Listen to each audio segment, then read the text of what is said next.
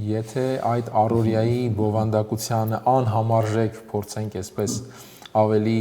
եթերային բնորոշում տալ, հուշում է, որ նախընտրական բավական թեժ շրջափուլ ենք մտնում եւ թրիլերային, այսպես ասենք, զարգացումներ են երևի թե արժևում լինելու, մենք տեսնում ենք, որ ընդհանուր քաղաքական ոչ մեկին չի խնայելու։ Չեն խնայելու, իհարկե։ Հիմա ցավոք սրտի աշխարհում կարծես թե որևէ մեկին չի խնայում եւ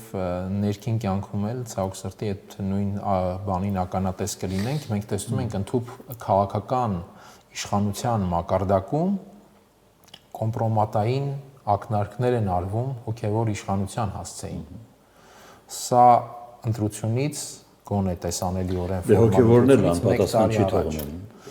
Դե ոչ մեկ չի թողնի, այսինքն բնականաբար ինչ որ պատասխաններ կլինեն, թեպետ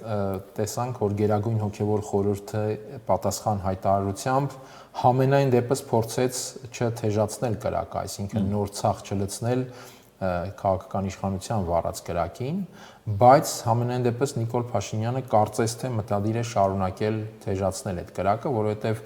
այն իրեն շատ անհրաժեշտ է նախընտրական տրամաբանությունից ելնելով մի շարք առումներով, ընդ որում թե ներքին, թե արտաքին։